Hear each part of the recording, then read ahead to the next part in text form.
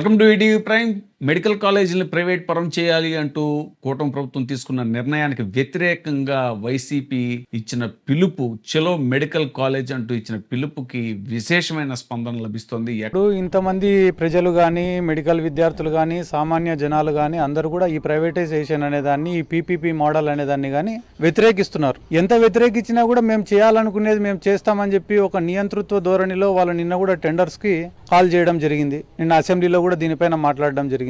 అంటే వాళ్ళ జీవితం అంతా కూడా పేదవాళ్ళకి ఏదో చేయాలా, ప్రభుత్వానికి ఏదో మేలు చేయాలా, ప్రభుత్వానికి ఆదాయం వచ్చేటట్టు చేయాలా అనే ఆలోచన లేకుండా వాళ్ళ సొంత వాళ్ళకి ఏదన్నా మేలు చేయాలా, వాళ్ళ సొంత జోబులు నింపుకోవాలనే ఆలోచన తప్ప వేరేది లేదు. దాంట్లో భాగంగానే ఈ రోజు ఈ అరెస్టులు కూడా. ఈ రోజు విద్యార్థులకు ఎగ్జామ్ ఉంది కాబట్టి మీకు పర్మిషన్ లేదు అని చెప్పినారు. సరే, విద్యార్థుల ఎగ్జామ్ అయిపోయిన తర్వాతనే మేము వచ్చి మా యొక్క నిరసన కార్యక్రమం తెలుపుతామంటే దానికి కూడా పర్మిషన్ నిరాకరించడం జరిగింది. రాత్రి చీకటి జీవో పాస్ చేసిన కోట ప్రభుత్వం మెడికల్ కాలేజీలను తొంగలో తొక్కడానికి ప్లాన్ చేసింది.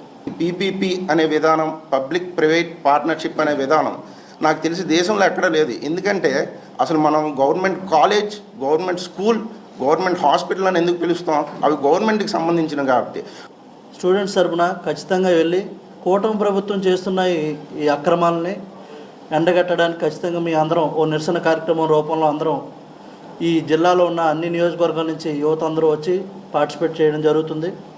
వైసీపీ నాయకులతో పాటు ప్రత్యేకించి వైసీపీ విద్యార్థి యువజన విభాగం నాయకులంతా కూడా విశేష సంఖ్యలో పాల్గొంటున్నారు. ప్రతి ఏరియాలో కూడా ముఖ్యంగా కమ్యూనిస్టులు సాధారణంగా ఈ ఒక పార్టీ ఇచ్చిన పిలుపుకి, వైఎస్ఆర్ పార్టీ ఇచ్చిన పిలుపుకో, లేకపోతే ఏదో ఒక సంప్రదాయ పార్టీలు ఇచ్చిన పిలుపుకి వాళ్ళ ఉద్యమాలు వాళ్ళు సెపరేట్గా చేస్తారు. కానీ ఇప్పుడు ఫస్ట్ టైము వైసీపీ ఇచ్చిన పిలుపు మేరకి కామ్రేడ్స్ కూడా విశేష సంఖ్యలో పాల్గొనడం జరిగింది. మదనపల్లిలో కామ్రేడ్స్ ఈ చలో మెడికల్ కాలేజ్ ఉద్యమంలో పాల్గొన్నారు.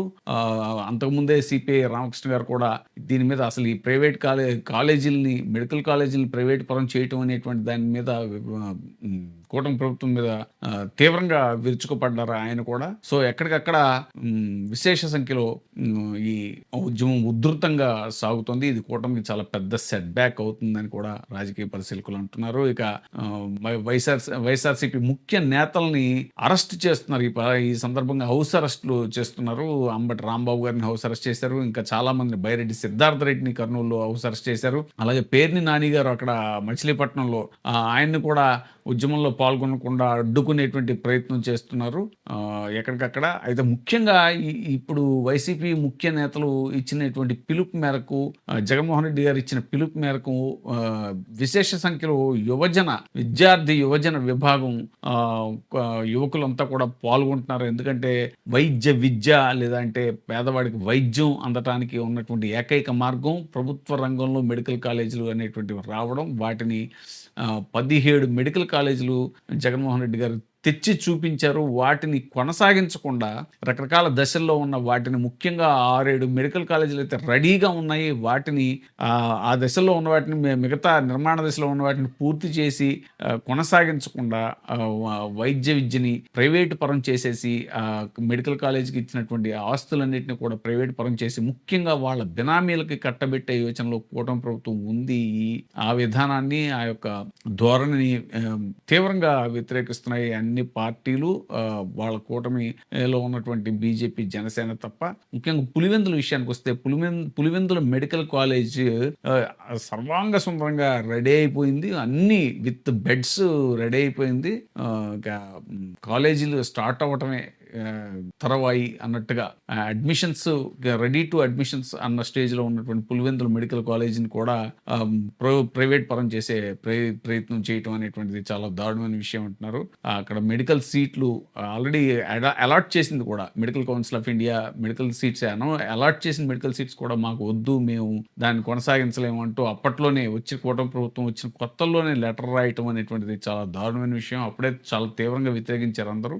ఇప్పుడు దాదాపు టెండర్ల ప్రక్రియ స్టార్ట్ చేసేసారు. ఇంకా వాటిని ప్రైవేట్ పరం చేయడానికి పులివెందుల్లో ఆ మధ్యన జెడ్పీటీసీ అభ్యర్థిగా పోటీ చేసినటువంటి హేమంత్ రెడ్డి గారు ఆయన కూడా అంటున్నారు. ఇది ముఖ్యంగా కుప్పంలో చంద్రబాబు నాయుడు గారు దాదాపు ఆయన రాజకీయ జీవితం అంతా కూడా మెజారిటీ అక్కడి నుంచే ప్రాతినిధ్యం వహించారో అలాంటి కుప్పంకి ఒక మెడికల్ కాలేజ్ కాదు కదా, ఒక సాధారణ కాలేజ్ కూడా తీసుకురాలేకపోయినటువంటి ఆయన మరి రాజశేఖర రెడ్డి గారి హయాంలో తెచ్చినటువంటి IIIT కానీ, ఇప్పుడు జగన్మోహన్ రెడ్డి గారు వచ్చిన తర్వాత తీసుకొచ్చినటువంటి మెడికల్ కాలేజీ కానీ, ఇవన్నీ కూడా చూసి ఓర్వలేకపోతున్నారు. కుప్పంలో లేనివి పులివెందుల్లో ఉండటం ఏంటి అనేటువంటి అక్కసు అసూయే చంద్రబాబు నాయుడు గారు పులివెందుల మెడికల్ కాలేజీని కూడా ప్రైవేటు పరం చేయటానికి అదే కారణం అని చెప్పేసి అక్కడ లాస్ట్ టైం ఆయన జెడ్పీటీసీగా అభ్యర్థిగా నిలబడినప్పుడు ఆయన్ని చాలా తీవ్రంగా గాయపరిచినటువంటి విషయం కూడా మనం తెలిసిందే.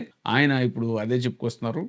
ముఖ్యంగా పులివెందుల్లో ఇంతటి అభివృద్ధిని చూసి ఓర్వలేకే పులివెందుల మెడికల్ కాలేజీని కూడా ప్రైవేటు పరం చేసే ఆలోచనకి చంద్రబాబు నాయుడు తెగించారు అనేటువంటిది అక్కడ సర్వత్రా వినిపిస్తున్నటువంటి విషయం. ఇది చాలా తీవ్రంగా ఖండిస్తున్నారు. రాష్ట్ర వ్యాప్తంగా ప్రతి మెడికల్ కాలేజీ దగ్గరికి వెళ్ళి అది ఏ దశలో ఉందో అన్ని కూడా చూపించి ఇదిగో ఈ దశలో ఉంది అని మొత్తం వైఎస్ఆర్సీపీ నాయకులు కూటమి ప్రభుత్వం చేస్తున్నటువంటి ప్రైవేటీకరణ పనులను తీవ్రంగా ఎండగడుతున్నారు.